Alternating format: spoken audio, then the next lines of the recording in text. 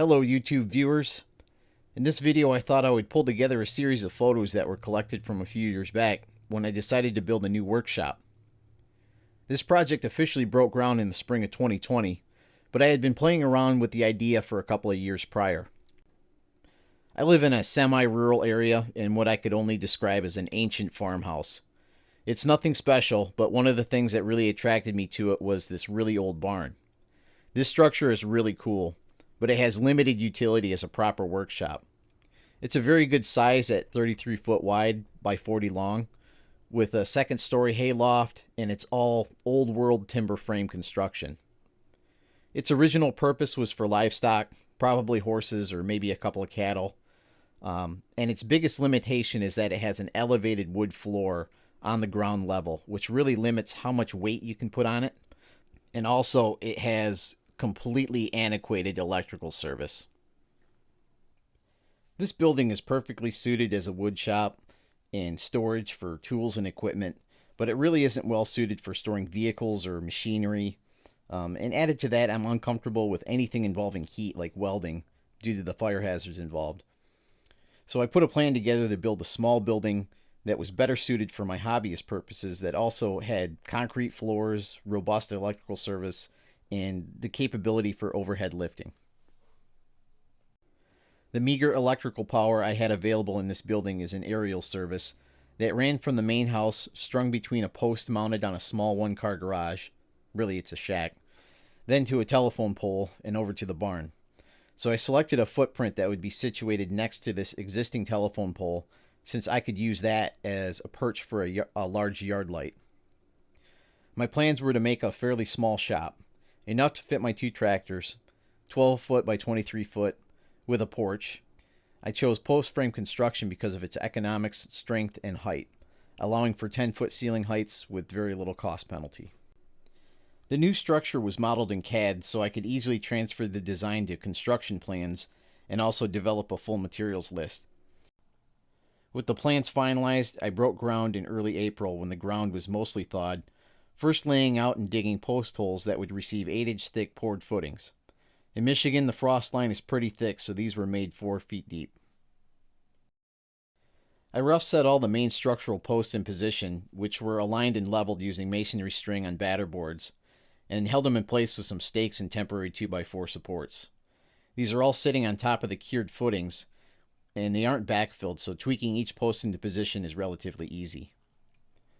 A rim joist was installed to tie all the posts together, establishing a level plane for the roof trusses, and the posts were cut to length and the top plates were secured. For an overhead lift support, I laminated a pair of 2x12 fir planks with 2x6 top and bottom plates to make an I-beam. This was lifted into position and then secured to notched wall posts. Michigan weather is pretty unpredictable, and during the post frame progress, I was interrupted with the occasional April snow shower. The wall girts came next, which went up in short order. At the ground level, using a reference line established from a laser transit, I carved out the topsoil to establish clearance for grade boards. The post holes for the porch came next. These were done after the main structure was established and squared. These were aligned in a similar fashion using masonry line and batter boards. The porch area uses rafters, and these were notched and toe-nailed to the headers, and later they were secured with steel strong ties. The overhangs left long to be trimmed later. This constitutes the main load-bearing structure. A big advantage of post-frame buildings is how fast you can get the main load-bearing structure upright and assembled, and I did this all by myself. At this point, the posts are not backfilled. They simply set on the concrete footings, and they will get set in place prior to pouring the concrete slab later. The next big step was running underground utilities. Using a self-propelled trencher, I needed to cut out about 100 feet from the main house back to the original barn, and then trench a connecting pit to the new barn for service entry under the grade. This would be a 100 amp, 220 volt service tied into the house mains. Because these are detached outbuildings, they are unbonded from the house service and have redundant ground rods sunk at each subpanel location. While I had the trench dug, I also took the opportunity to bury Cat 6 data cable and RG6 coax cable from the main house to each building. and also run poly gas pipe. The electrical service was pulled through Schedule 40 conduit, and 14 gauge tracer wire was run in along the gas piping, and the trench would also be capped off with tracer tape. Above the ground, the electrical service was run in EMT to the service panels. By comparison, the original aerial service was a joke.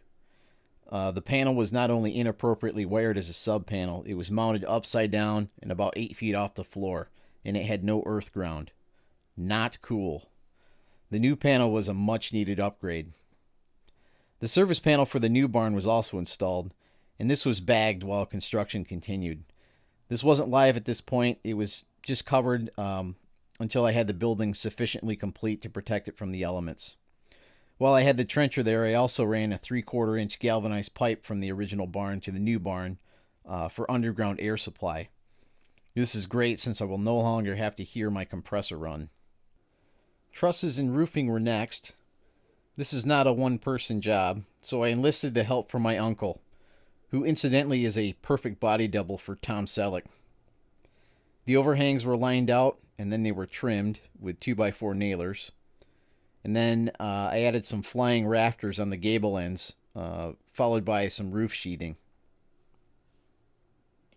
The old telephone pole was capped off with a very bright LED dusk till dawn light, and a GFCI circuit was added at the pole, so I had a power hookup outside. This extended my working hours to after dark.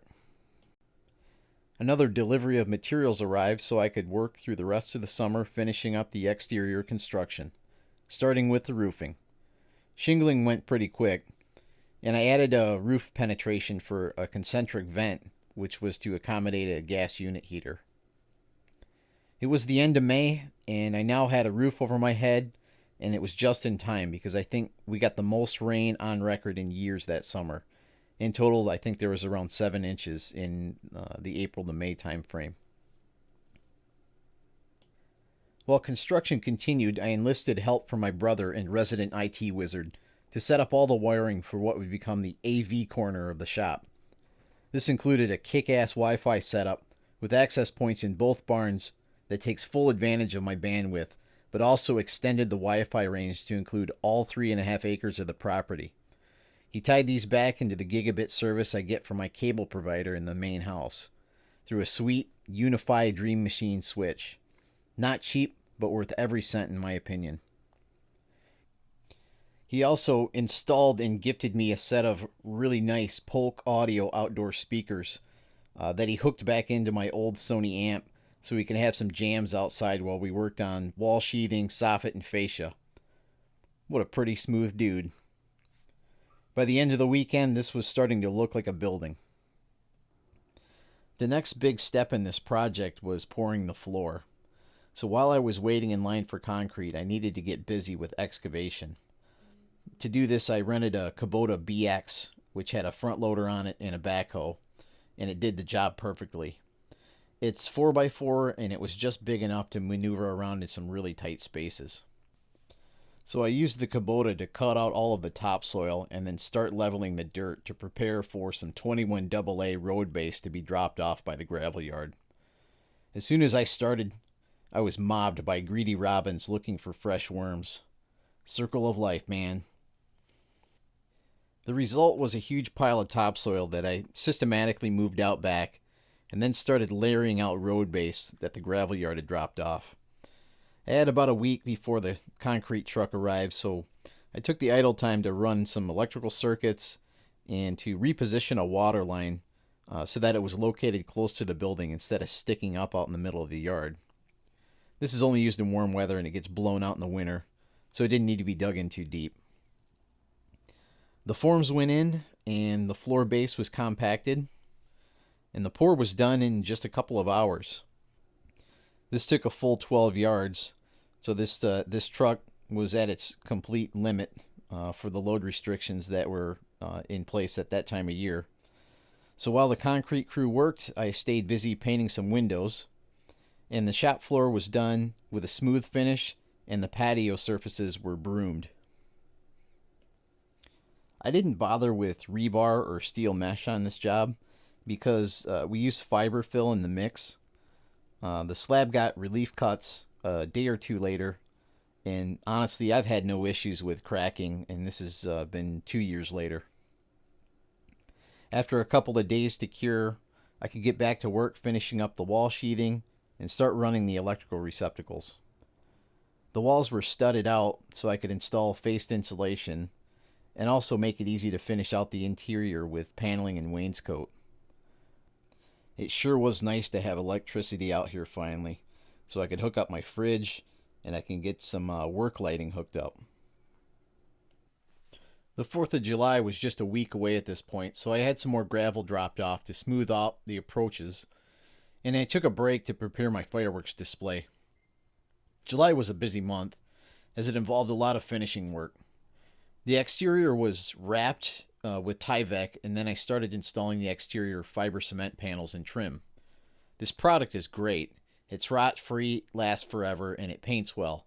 But man, it is hard to wrangle these big 8-foot mothers. My windows and trim went in, and I paneled the porch roof with beadboard using my trusty drywall hoist.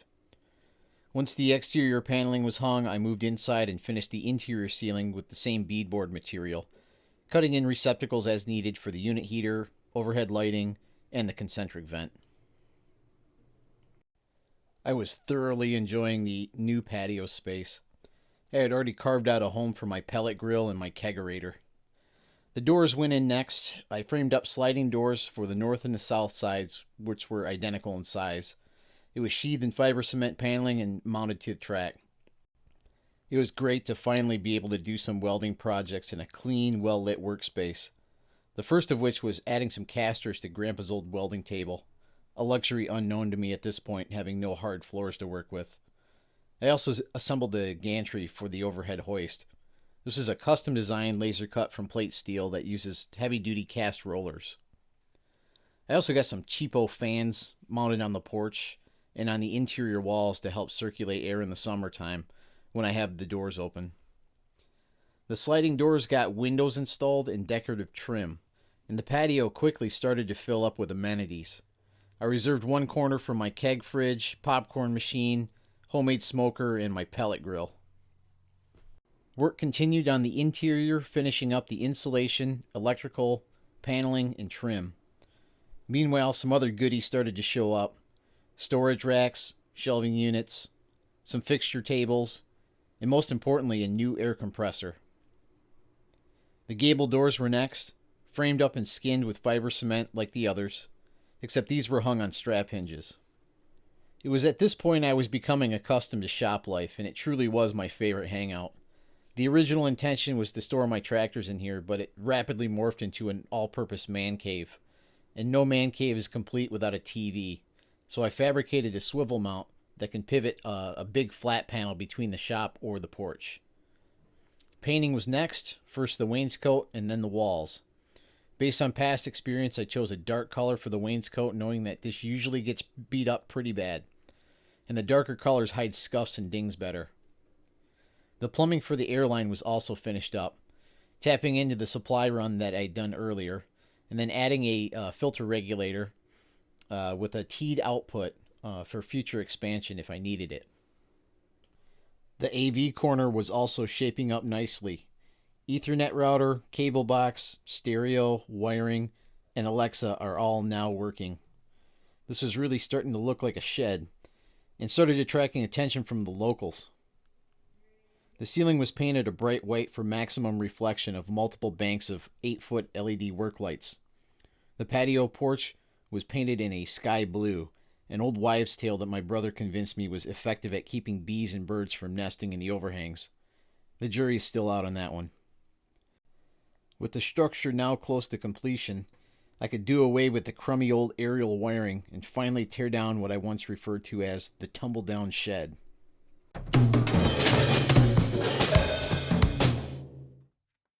For this, I called it an airstrike. The whole family came over and we peeled that dirty SOB apart like a banana. By the end of the weekend, all that was left was the sad dirt floor, the husk of a sloppy foundation, and a full dumpster. From there, I did some painting on the exterior.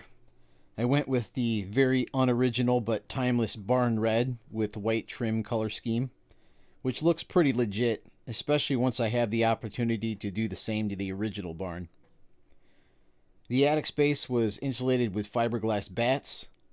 Not a fun job, but a necessary one. And man, that stuff makes you itch.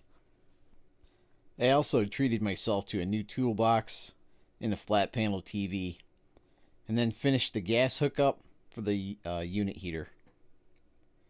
The last and most important job was to hang the infamous Lang Bros 1907 signage that was saved from my grandpa's old barn, and to install my family shrine to remind me that no matter what happens in life, I'll always have my smashing good looks to fall back on. That's all for this video. I hope you found some level of inspiration, education, or at the very least, some humor. Hit that like button, drop me a comment, let me know what you think. Or if you want to follow more videos like this, please feel free to subscribe. Until next time, keep creating, and thanks for watching.